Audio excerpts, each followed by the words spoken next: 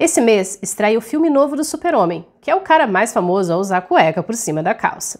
Então hoje eu vou te contar a história secreta e completa das cuecas, das origens até os dias atuais. Meu nome é Pauline Kiser, eu sou a sua fada madrinha da história da moda e você está no canal da Modista do Desterro.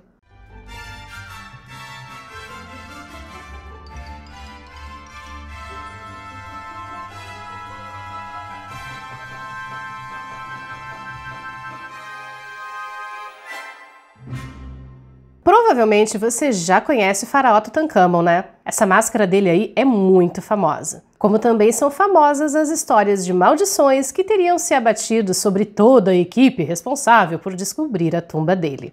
O que você provavelmente não sabe é que o faraó foi sepultado com 145 cuecas. Na verdade, eram tangas triangulares, feitas de linho cru, que eram a peça de roupa comum para todas as pessoas no Antigo Egito.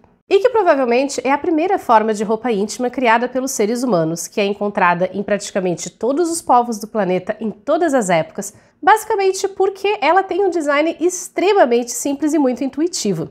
Um dos registros mais antigos que a gente tem é desse camaradinho aí, o Otzi, uma múmia congelada encontrada nos Alpes entre a Itália e a Áustria.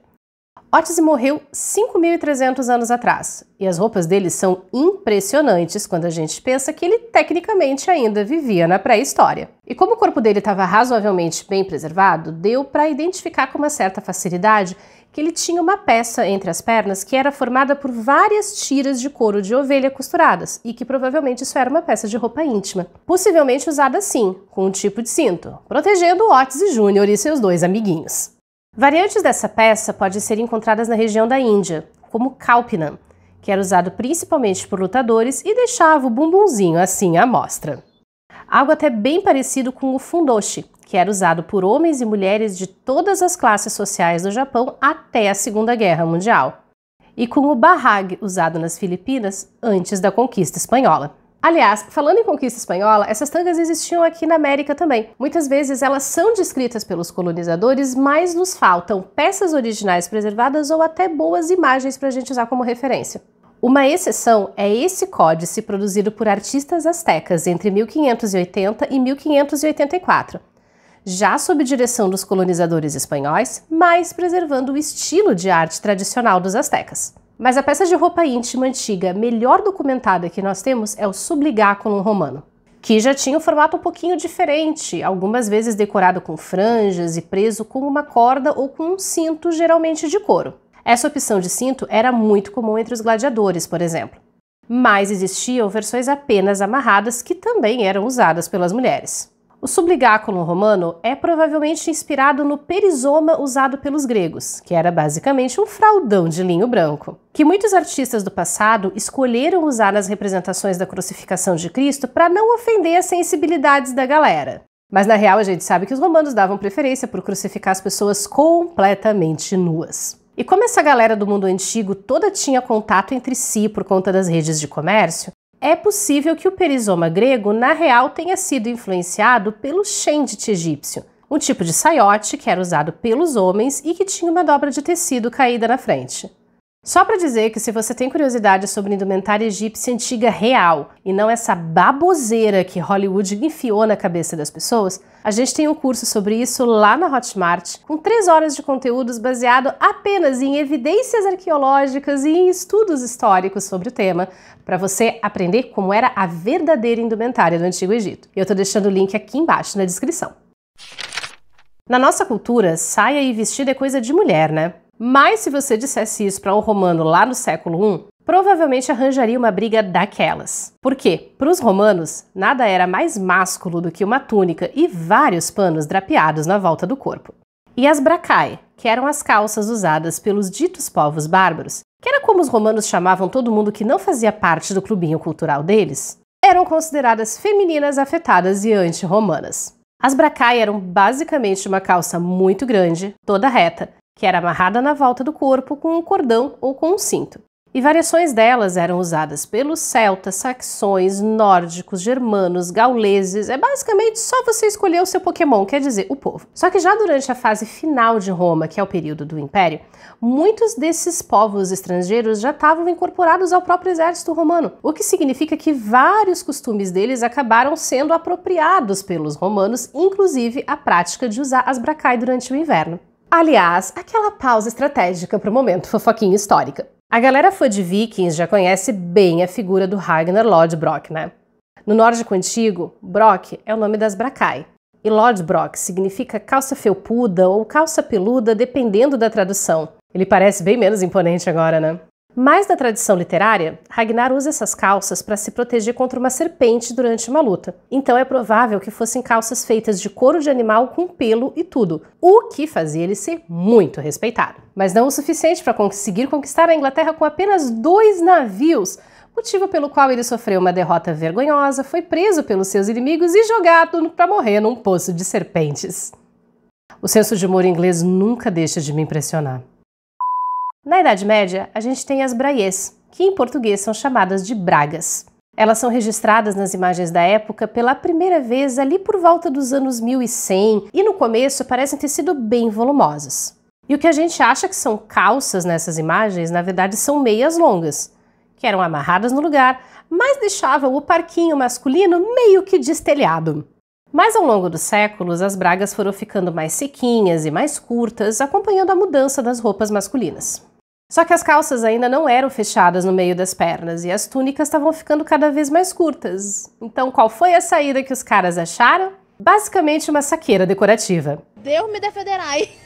Isso é um codpiece, meu amor. Uma peça que foi emprestada de algumas armaduras, onde ela até fazia algum sentido. Mas nos anos 1500, o codpiece passou a ser estofado e claramente tinha gente tentando compensar alguma coisa. Nos anos 1600 e 1700, finalmente alguém pensou que estava na hora de fazer um calção inteiriço, né?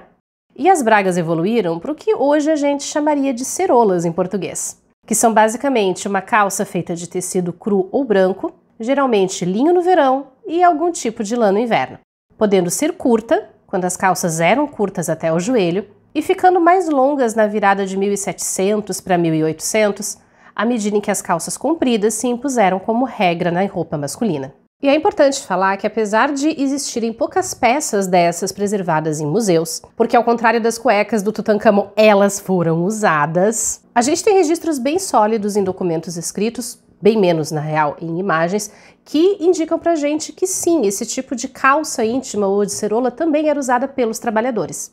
Essa é uma das raridades da época, e é uma cerola de um marinheiro sueco dos anos 1780. É só a partir do século XIX que a gente tem evidências mais sólidas para afirmar que o uso de roupa íntima pelos homens foi uma prática que se disseminou na sociedade. Seria perfeitamente normal que um Benedict Bridgerton da vida usasse uma cerola desse tipo, que inclusive tinha reforço na região abdominal para garantir o shape.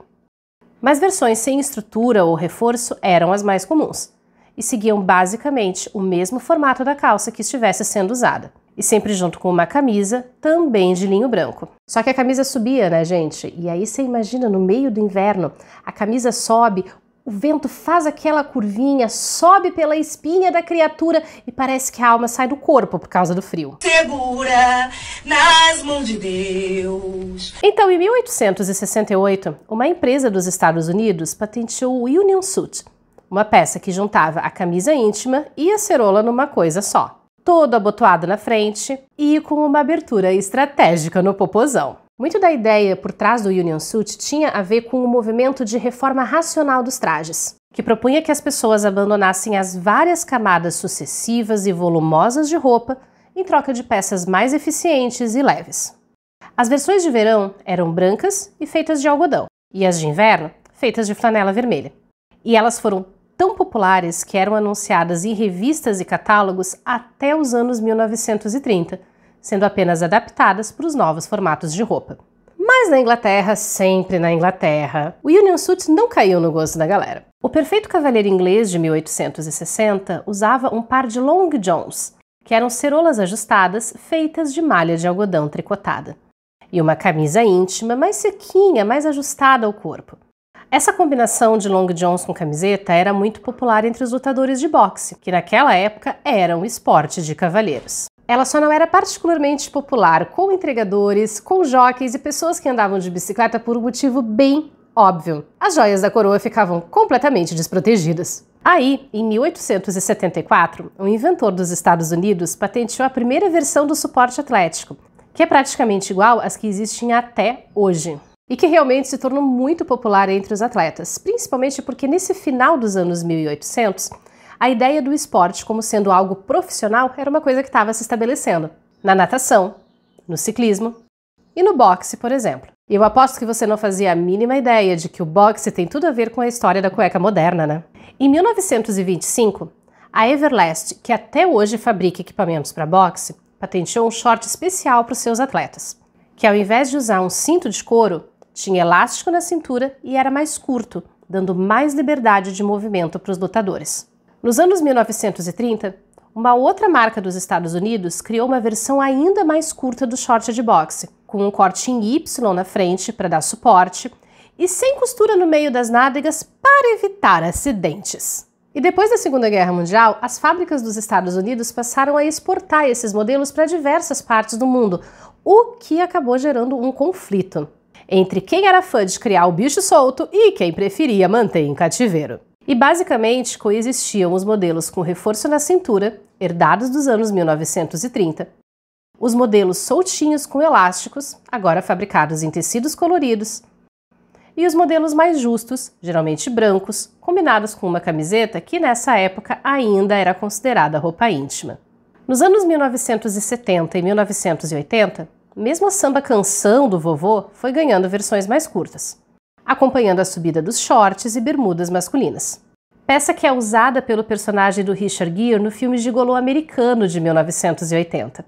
Mas foi preciso a Calvin Klein entrar na jogada na década de 1990 para que alguma mudança realmente significativa fosse feita na roupa íntima masculina. No caso, o surgimento da cueca boxer, que se propunha a ser um híbrido entre a samba canção e a cueca cavada estilo sunga, trazendo a novidade dos tecidos tecnológicos, que permitiram criar uma peça justa, porém confortável e que não esquentava a área de diversão. E que acabou sendo adaptada também para versões femininas, e ganhando versões com o cos que trazia o nome da marca, algo apropriado para a moda das calças de cintura baixa dos anos 1990 e 2000. Uma peça perfeita para os jovens, que não era nem a cueca cavada dos seus pais e nem a samba canção dos seus avós. Se você assistiu até aqui, meu amor, muito obrigada. Esse é um canal focado em história da moda voltado para o público brasileiro, sempre trazendo conteúdo baseado em pesquisa histórica séria e em evidências científicas e sem informação tiradas do... E agora eu vou pedir o teu like, o teu hype na cara dura, te convidar a se inscrever aqui no canal, deixar o teu comentário nesse vídeo e, claro, dar uma conferida nesses outros conteúdos de história da moda que a gente já tem por aqui, que eu separei para você com todo carinho.